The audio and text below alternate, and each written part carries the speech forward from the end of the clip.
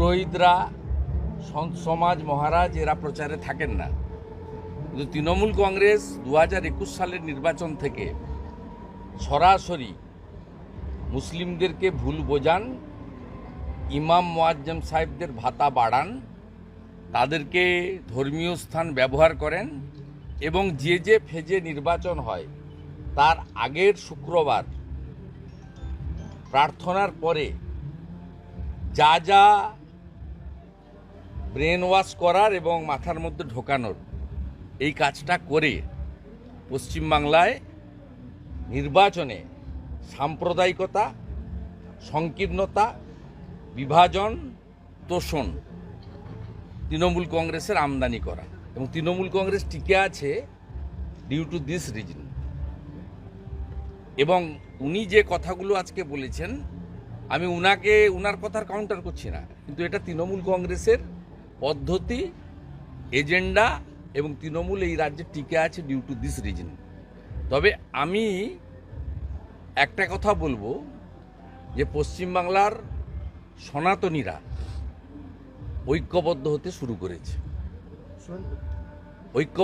শুরু করেছে, তারা নিজেরাই ঐক্যবদ্ধ হতে শুরু করেছে। কারণ আমরা তো এপার আর ওপার বাংলায় যা হচ্ছে 5ই আগস্ট থেকে 2024, তারপরে কাউকে বলতে হচ্ছে না, তারা নিজেরাই ঐক্যবদ্ধ হতে শুরু করেছেন এবং এটা ভালো দিক, এটা তোষণের বিরুদ্ধে যাবে। আর আমি মনে করি যে কোনো রাজনৈতিক দল তার এজেন্ডা হওয়া উচিত ডেভেলপমেন্ট, বিকাশ। তার এজেন্ডা কখনো কোনো ধর্ম, সম্প্রদায়, সংকীর্ণতা, বিভাজন হওয়া উচিত নয়। কিন্তু এদেরকে সরানো পর্যন্ত এখানে আমাদের হিন্দুদেরকে ইউনাইটেড করতে হবে, এছাড়া কোনো বিকল্প নেই। কারণ 2021 সালে সিএকে এনআরসি বুঝিয়ে যে এখানে থাকা বা ভারতবর্ষে থাকা প্রায় 20 কোটি মাইনরিটিকে আমরা পাঠিয়ে দেবো বাইরে, এ প্রচার ওরা করে লাভ পেয়েছে। এবারেও আমরা 400-র কথা বলেছিল এরা হিন্দু রাষ্ট্র করবে। এই প্রচারটা যদি মিথ্যে প্রচারটা করে এবং সেই প্রচারের ফাঁদে যদি একটা বড় সম্প্রদায়ের লোকেরা ইউনাইটেডলি ভোট দেয়, সেক্ষেত্রে আমাদের লড়তে গেলে তো জিততে হবে। জিততে গেলে যেটা করা সেটা আমরাও করব। দাদা, একটা ইন্টারেস্টিং তথ্য, সেটা হচ্ছে হুমায়ুন কবির তৃণমূলকে টাইম বেঁধে দিচ্ছে, লাস্ট 31 ডিসেম্বর 2024 পর্যন্ত না হলে নিজের ব্যবস্থা নিজে করব। হুমায়ুন কবির না ওর এই দম নেই, ও তো বলেছিল ইউসুফ পাঠান গুজরাটের লোক মানবো না। তারপর ভাইপো ক্যামাক স্ট্রিটে ওকে আর নিয়ামত শেখকে ডেকে টুপি পরিয়ে দিল, পরের দিন থেকে নাচতে আরম্ভ করে দিয়েছে। এবার ভাইপো টুপি পরিয়েছে, এবার পিসি ডেকে টুপি পরিয়ে দিবে। কয়েকজন সংখ্যালঘু, আর উনি বলেছেন যে আমি ভোট করতে জানি, আমি জিততে জানি। উনি তো দুবার হেরেছে। আমি তো ওনার নির্বাচন আগে জিতাতে পারিনি। বাই ইলেকশনে দাঁড়িয়েছিল তৃণমূল থেকে, ওই মন্ত্রী থেকে যখন জয়েন করেছিল, তারপরে কংগ্রেস থেকে জয়েন করেছিল, জিতে দিয়ে মন্ত্রী হয়েছিল। মন্ত্রীকে লোক রিজেক্ট করে রবিউল আলম চৌধুরীকে জিতিয়েছিল। মাননীয় নুরুল ইসলাম চৌধুরী প্রয়াত নেতা, জননেতা, তার ছেলেকে জিতিয়েছে মানুষ, রবিউল আলম চৌধুরী। একটা বিষয় শুনে, তারপরে উনি ভারতীয় জনতা পার্টি থেকে 2019 সালে দাঁড়িয়েছিলেন, 2.5 লক্ষের কাছাকাছি ভোট পেয়েছেন। ওনার কমিউনিটির লোক ওনাকে ভোট দেয়নি, হিন্দুরা ভোট দিয়েছে। একটা বিষয় শোনা যাচ্ছিল যে কয়েকজন সংখ্যালঘু বিধায়ক তারা নাকি একটা আলাদা পার্টি ফর্মের একটা সিদ্ধান্ত নিচ্ছেন, এবং উত্তরবঙ্গের বা উত্তরের দিকে যারা বিধায়করা রয়েছেন সংখ্যালঘু, আমার জানা নেই। দেখুন, আমি সংখ্যালঘুদেরকে আলাদা করে ডিসরেসপেক্ট করি না। আমরা সবাই ভারতীয়, সবাই নাগরিক। এই ভাষাটাই তো সংখ্যাগুরুর আবার কি আছে? আমাদের প্রধানমন্ত্রীর যা স্কিম, সেটা কি শুধু একটা কোনো সম্প্রদায়ের জন্য নাকি? সবার জন্য। আমরা ভারতবাসী, ভারতীয়ত্বে বিশ্বাস করি। স্বামীজি আমাদের শিখিয়ে গেছেন যে নিজ ধর্মের প্রতি আস্থাশীল, অপর ধর্মের প্রতি শ্রদ্ধাশীল।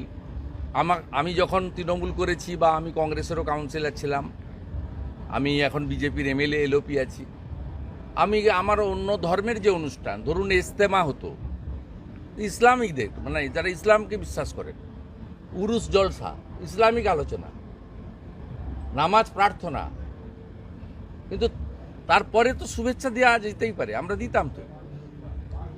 লাস্ট ইয়ারেও করেছি। আমার এলাকার 700 সংখ্যালঘু ভাইয়ের সঙ্গে ঈদের দিন সন্ধ্যাবেলা বসে চা মিষ্টি খেয়েছি, ওদের খাইয়েছি। কিন্তু সকালবেলা মমতা ব্যানার্জির মতো রেড রোডে নামাজ পড়তে যাইনি, ওটা আমার হিন্দুর কাজ নয়। আবার আমি আমার কোনো মুসলিম ভাইকে বন্ধুকে বলবো না যে তুমি এসে এখানে অষ্টমীর দিন পুষ্পাঞ্জলি দাও, ওটা ওর কাজ নয়, ও পারে না করতে। তো অন্য ধর্মের ক্ষেত্রেও তাই, তার নিজস্ব রীতিনীতি পদ্ধতি আছে। খ্রিস্ট ধর্ম বলুন, বুদ্ধিস্ট বলুন, জৈন ধর্ম বলুন, শিখ বলুন, প্রত্যেকের নিজস্ব নিজস্ব রীতিনীতি আছে। পশ্চিমবাংলায় এগুলো যেগুলো হচ্ছে সমস্ত ভোট ব্যাংকের রাজনীতি, মানুষের প্রকৃত কল্যাণ হচ্ছে না। সেই কারণে শহীদ পরিবারের এই অনুষ্ঠান, ছোট্ট পুজো, কিন্তু মাহাত্ম্য বিরাট। এই যে পুজোর প্রতিষ্ঠাতা, তিনি 2021 সালে বিজেপি করার জন্য তাকে ভিডিও লাইভ করতে করতে খুন করা হয়েছে, তার পোষ্য শাবককে খুন করা হয়েছে। তার ভাই এটা ধরে রেখেছে 5 বছর ধরে, বালুদারা 5 বছরই আসছেন, আমি 4 বছর হলো এলাম।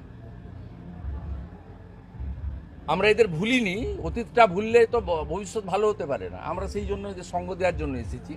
তাই পশ্চিমবাংলায় যা হচ্ছে ভালো নয়, এই ব্যবস্থার পরিবর্তন খুবই প্রয়োজন। মায়ের কাছে প্রার্থনা করব, মা যেন অভয়া শক্তি রূপে এই পশ্চিমবাংলার যারা অসুর তাদেরকে যেন শেষ করে, অভয়া শক্তি হিসেবে প্রেয়ার করবো মায়ের।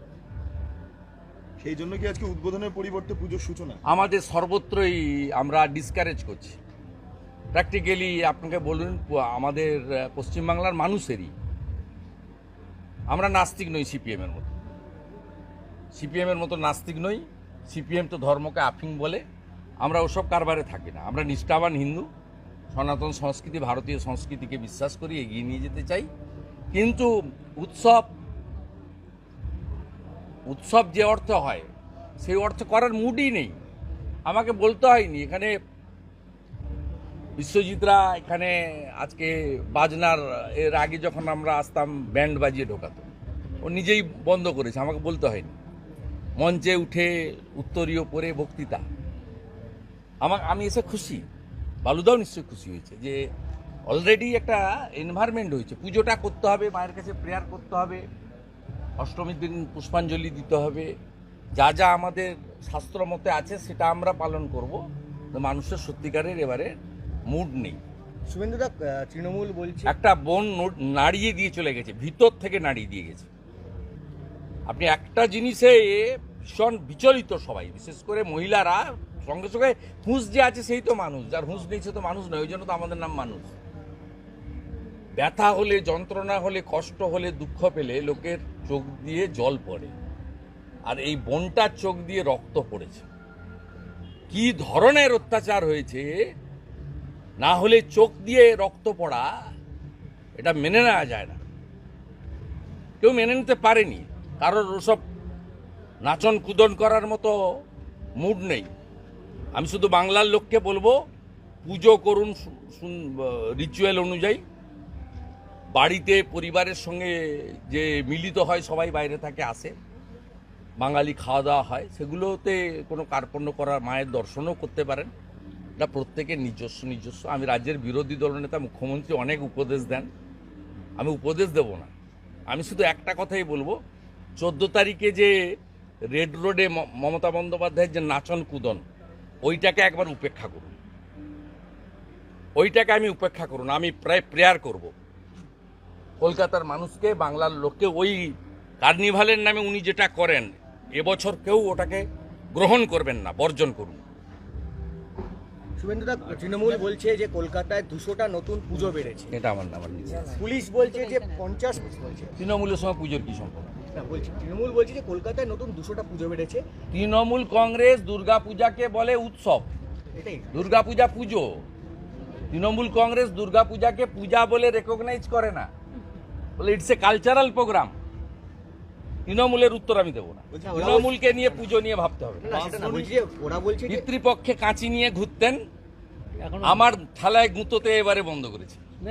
না, এবারে ওই বক্তৃতা করে বলেছে আমি পিতৃপক্ষে করি না, ওই শ্রীভূমিতে ওরা বলছে উৎসবের আমি মহল্লা থেকে শুরু করি। ঠেলায় না পড়লে বিড়াল গাছে ওঠে না। উৎসবের জয় জয়কার ঘটনাটা কি বলবেন? বাসবাড়িতেই এই কন্ডিশন তৈরি হয়েছে, রূপা গঙ্গোপাধ্যায়কে অ্যারেস্ট করা হয়েছে, থানায় বসেছিলেন এক্স এমপি, অত্যন্ত গুণী একজন মহিলা, যার শিল্পী সত্তা রয়েছে, কয়েকটা হাতে গোনা 5-6টা লোক নিয়ে রাত্রে বসেছিল। এইভাবে টেনে হিঁচড়ে ভোরবেলা লালবাজারে নিয়ে গিয়ে সারাদিন আটকে রেখে সন্ধ্যাবেলা ছাড়া উচিত হয়নি। মহিলা বিরোধী সরকার। সেই জন্য রূপা গাঙ্গুলির মতো একজন বিশিষ্ট মানুষকে এই ধরনের ব্যবহারের সামনে পড়তে হয়েছে। এই কারণে বাঁশদ্রোণীর ওসিকে মানুষ কাদা মাখিয়েছে। এরপরে এদেরকে ধরে আলকাতরা মাখাবে।